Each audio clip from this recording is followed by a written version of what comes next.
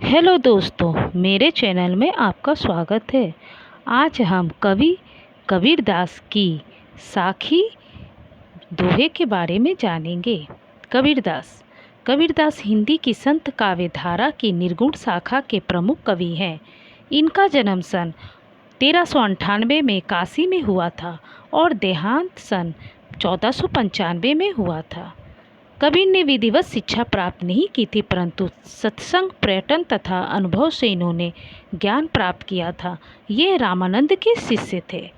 कबीर ने पदों और साखियों की रचना की है, जो मुख्यतः कबीर ग्रंथावली में संग्रहित है। कबीर पंथियों के अनुसार बीजक ही कबीर की रचनाओं का प्रामाणिक संग्रह है। कबीर की कुछ रचनाएं गुरु ग्रंथ साहब में भी संकलित है। कबीर ने तत्कालीन कर्मकांडों, बाह्य आडंबरों, मूर्ति पूजा आदि का खुलकर विरोध किया। साथ ही इन्होंने जाति प्रथा, सांप्रदायिकता तथा धार्मिक कृतियों की डटकर भर्त्सना की। कबीर की भाषा में अरबी, फारसी, अवधी, ब्रज, राजस्थानी, पंजाबी जैसी अनेक भाषाओं के शब्दों का मिश्रण है। इसीलिए इनकी भाषा को सद्धुकड़ी पंचमेल खिचड़ी कहा जाता है। प्रस्तुत पाठ्यपुस्तक में कबीर की 10 साखियाँ संकलित है। इन साखियों में कबीर ने सतगुरु की महिमा, प्रभु या गुरु के प्रेम एवं अनुग्रह की कृपा, प्रभु विरह की व्याकुलता, प्रियतम प्रभु से मिलन की तीव्र आकांक्षा, गुरु की कृपा से परम तत्व के दर्शन होने, ईश्वर के ज्ञान से अहम की समाप्ति तथा सच्चे वैराग्य के द्वारा मन को योगी की भांति बना लेना जैसे प्रसंगों का उल्लेख किया गया है। नंबर 1 दोहे। पीछे लागा जाई था लोक वेद के साथी, आगे थे सतगुरु मिलिया दीपक दिया हाथी। प्रस्तुत पंक्ति में कबीर कहते हैं कि मैं भी अन्य सामान्य लोगों की तरह लोक एवं वेद की परंपरा में बंधा हुआ संसार में भटक रहा था। मार्ग में सामने से गुरु मिल गए, जिन्होंने मेरे हाथ में ज्ञान रूपी दीपक दे दिया, अर्थात सतगुरु ने ज्ञान प्रदान कर दिया। जिस प्रकार दीपक के प्रकाश से मार्ग का अंधकार नष्ट हो जाता है, उसी प्रकार गुरु की कृपा से ज्ञान प्राप्त होता है तथा जीव संसार में सामान्य प्राणियों की तरह भटकता नहीं। नंबर 2 दोहे। कबीर बादल प्रेम का हम पर बरसिया आई, अंतरी भींगी आत्मा हरि भई बनराई। प्रस्तुत पंक्ति में कबीरदास कहते हैं कि प्रभु अथवा गुरु के प्रेम एवं अनुग्रह या कृपा का बादल हम पर बरस गया। उसके प्रेम रस से मेरी अंतरात्मा भींग गई और मैं आनंद से भर गया। इसी आनंद से संपूर्ण बनराई भी हरी भरी हो गई, अर्थात समस्त विश्व चेतन तथा आनंद में प्रतीत होने लगा। भाव यह है कि भक्ति अथवा ज्ञान की दृष्टि जग जाने पर विश्व जड़ एवं दुख में प्रतीत नहीं होता, अपितु ईश्वरमय तथा आनंद रूप लगने लगता है। इसलिए हमें ईश्वर में लीन होनी चाहिए। नंबर 3 दोहे। बांसुरी सुख ना रेनी सुख, ना सुख सुपनी माही, कबीर बिछुटिया रामू सु, नासुक धुपना छा। प्रस्तुत साखी में कबीर ये स्पष्ट कर रहे हैं कि राम या ईश्वर से बिछुड़ने पर जीव को कहीं भी सुख नहीं मिलता। ना तो उसे दिन में चैन पड़ता है और ना ही रात में, ना धूप में सुख मिलता है और ना ही छाँव में। भाव ये है कि ईश्वर से बिछुड़ने पर जीवात्मा को कहीं भी चैन नहीं पड़ता, उसकी व्याकुलता बढ़ जाती है। इसलिए हमें ईश्वर के प्रति ही लीन रहनी चाहिए।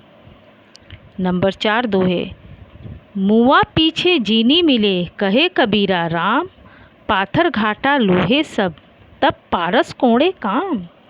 कबीरदास ईश्वर से प्रार्थना करते हैं कि हे प्रभु, यदि आप मुझे दर्शन देना चाहते हैं तो मरने के बाद दर्शन देने के बजाय उससे पूर्व ही मिलिए, क्योंकि पारस पत्थर की तलाश में पत्थरों से रगड़ते रगड़ते जब सारा लोहा ही समाप्त हो जाए तो उसके बाद पारस पत्थर के मिलने का भी क्या फ़ायदा। भाव ये है कि जिस प्रकार पारस पत्थर का उपयोग तभी तक हो सकता है जब तक कि लोहा हो। यदि लोहा ही समाप्त हो जाए तो पारस पत्थर किसे सोना बनाएगा। इसी प्रकार ईश्वर के दर्शन जीवित अवस्था में ही होनी चाहिए। मृत्यु के बाद ईश्वर के दर्शन यदि हो भी जाए तो उनका कोई लाभ नहीं होगा।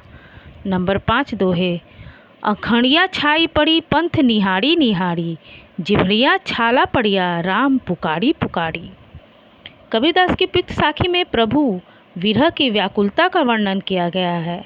वे कहते हैं कि प्रियतम या ईश्वर की बाट देखते देखते आँखों में अंधेरा सा छाने लगा है। इस जीवा पर भी राम पुकारते पुकारते छाले पड़ गए हैं, पर अभी तक ईश्वर से मिलन नहीं हुआ। भाव ये है कि ईश्वर के विरह में जीवात्मा अत्यंत व्याकुल है कि मैं कब अपने ईश्वर से मिलूं और मुझे प्रभु की प्राप्ति हो और मैं उस पर लीन हो जाऊं। नंबर 6 दोहे। जो रोऊं तो बल घटे, हंसो तो राम रिसाई, मन ही माही विष्णु ना, ज्यों गुणम काट ही खाई। उपयुक्त साखी में कबीर अपनी तथा अपने हृदय की विचित्र स्थिति का वर्णन कर रहे हैं। वे कहते हैं कि यदि वो रोता है तो बल घटता है, प्रेम की शक्ति कम होती है, और अगर हंसता है तो भगवान रुष्ट हो जाते हैं। इसलिए अंतःकरण हृदय में दुख चिंता ही उचित है, ताकि वो अंदर ही अंदर से इस प्रकार खोखला होता रहे जैसे दीमक घून के खाने से लकड़ी खोखली होती रहती है। भाव यह है कि कबीर की स्थिति अत्यंत विचित्र है, ना वो हंस सकता है और ना रो सकता है। विषुणना शब्द से ईश्वर से मिलन की तीव्र आकांक्षा तथा गहरे दुख का चित्रण किया गया है। नंबर 7 दोहे। पर्वती पर्वती में फिरिया नैन गवाए रोए, सो बूटी पाँव नहीं जाते जीवनी होए। कबीर कहते हैं कि प्रिय या ईश्वर के विरह में मैं पर्वत पर्वत घूमा और मैंने उसे याद कर कर के रो रो कर अपने नेत्र भी खो दिए, पर वही जड़ी बूटी कहीं नहीं मिल रही है जिससे जीवन की प्राप्ति होती है। भाव ये है कि विरह की अग्नि में इतना जलकर भी मुझे प्रिय के दर्शन नहीं हुए जिससे मुझे संतोष मिल सके कि मैं प्रभु में ही लीन रहूं और प्रभु के नज़दीक ही अपना जीवन व्यतीत करूं। नंबर 8 दोहे। आया था संसार में देशन को बहुरूप, कहे कबीरा संत हो पड़ी गया नजरी अनूप।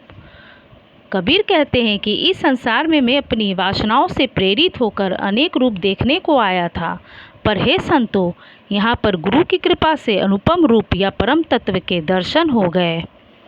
भाव ये है कि गुरु की कृपा से उसे परम तत्व के दर्शन हो गए, जिसके परिणाम स्वरूप इससे अनेक रूपों को देखने की अभिलाषा ही नहीं रही। उसे सिर्फ अपने भगवान राम को ही देखने की इच्छा प्रकट हुई कि वो हमेशा अपने भगवान को ही नज़दीक पावे। नंबर 9 दोहे। जब मैं था तब हरि नहीं, अब हरि है मैं नाही, सब अंधियारा मिट गया जब दीपक देखिया माही। प्रस्तुत साखी में कबीरदास ये प्रेरणा दे रहे हैं कि जब तक व्यक्ति में अहम की भावना रहती है तब तक उसे ईश्वर की प्राप्ति नहीं हो सकती तथा अज्ञान का अंधकार दूर नहीं हो सकता। कबीर कहते हैं कि जब तक मुझ में अहम था तब तक भगवान की पूर्ण सत्ता का ज्ञान नहीं था, अतः मेरे लिए हरि नहीं थे। जब मुझे ईश्वर की सर्वव्यापकता तथा जीव एवं ब्रह्म की एकता का ज्ञान हो गया तो अब केवल हरि ही रह गए। मेरा अहम मिट गया, अर्थात मेरा अहम ईश्वर में विलीन हो गया तथा उस परम ज्योति के दर्शन से मेरे अज्ञान का सारा अंधेरा दूर हो गया। भाव ये है कि अहम और ईश्वर दोनों साथ साथ नहीं रह सकते। ईश्वर को ज्ञान होते ही व्यक्ति का हम स्वतः नष्ट हो जाता है तथा उसका अज्ञान भी मिट जाता है। नंबर 10 दोहे। तन को जोगी सब करे, मन को विरला कोई, सब विधि सहजे पाइए, जे मन जोगी होई। उपयुक्त साखी में कबीर ने कहा है कि सहज साधना से ही सब सिद्धियां प्राप्त होती है, योगियों की भांति दिखावा करने से नहीं। कबीरदास जी कहते हैं कि शरीर पर योगियों जैसी वेशभूषा तो चाहे कोई भी धारण कर सकता है, परंतु सच्चे वैराग्य के द्वारा मन को कोई विरला ही योगी बना सकता है। जिसका मन सच्चे योग को धारण कर लेता है उसे सब प्रकार की सिद्धियां सहज ही प्राप्त हो सकती है। भाव ये है कि ढोंग दिखावा करने से हमें कुछ भी प्राप्त नहीं होता। हमें सिर्फ ईश्वर में ही लीन होनी चाहिए। अगर आपको मेरी ये वीडियो अच्छी लगी हो तो प्लीज़ इसे ज़रूर से ज़रूर लाइक करके सब्सक्राइब और शेयर करिएगा।